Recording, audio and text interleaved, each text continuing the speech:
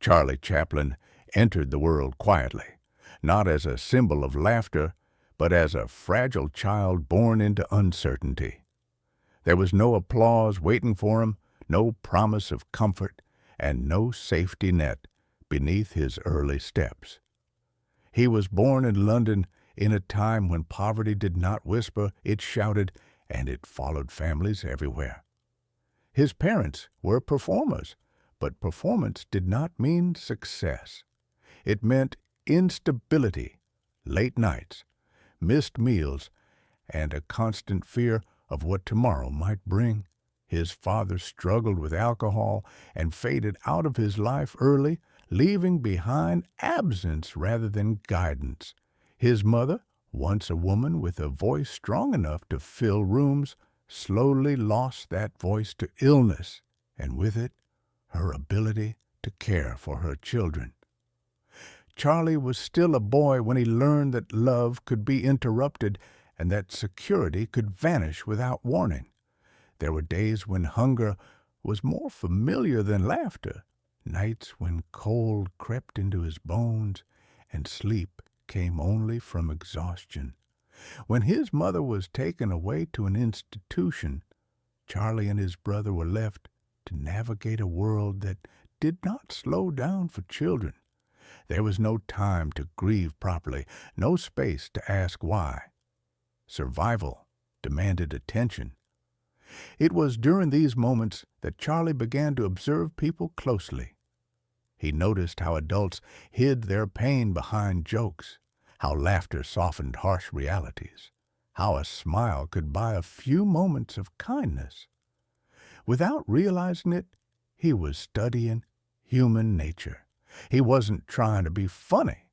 He was trying to understand why laughter made life feel lighter, even if only for a moment. As a child performer, Charlie stepped onto stages not because he dreamed of fame, but because performance was one of the few doors still open to him. He learned timing not from books, but from watching faces. He learned comedy not from scripts, but from failure. When people laughed, he remembered what he did. When they didn't, he adjusted. His humor became physical because words often failed. His body told stories his mouth could not. Every stumble, every exaggerated gesture carried truth inside it. He was learning that humor did not require perfection, only honesty. The more real his clumsiness, the more people connected to it. When he traveled to America, he brought with him very little except experience earned a hard way. Hollywood did not create Charlie Chaplin. It discovered him already formed by hardship. When he created the character of the tramp, it wasn't a calculated invention.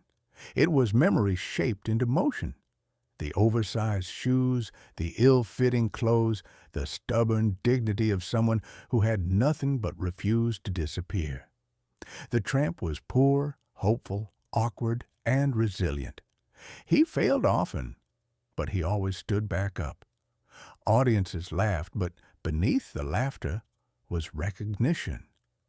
They weren't watching a character. They were watching a reflection of their own struggles, exaggerated just enough to make pain bearable. Fame arrived quickly, but it came with weight. Being recognized everywhere did not mean being understood. The world loved the tramp, but Charlie the man remained distant, cautious, and often lonely. The applause ended when a curtain fell and silence returned. Success did not heal childhood wounds. It simply hid them behind achievements. Charlie wrestled with relationships, trust, and a constant pressure to meet expectations. He lived in a world where millions adored him, yet few truly knew him. Humor had opened doors, but it had also built walls. As the world changed, so did its tolerance. Political fear and suspicion grew, and Charlie's independence made him a target.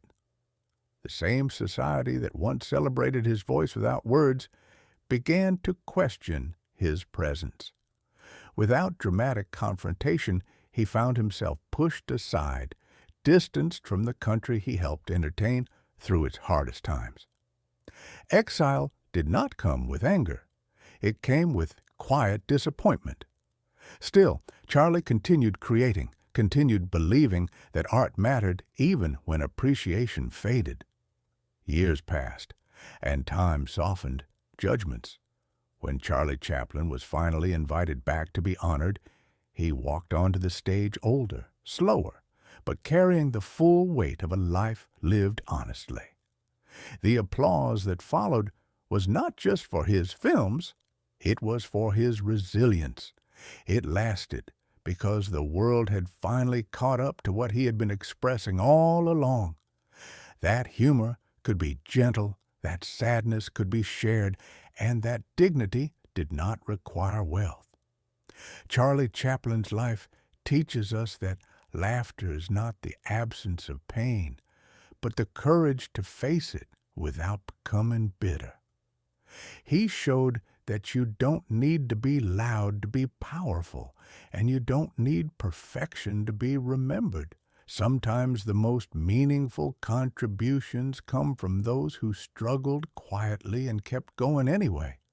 He transformed suffering into connection, silence into understanding, and weakness into strength. And long after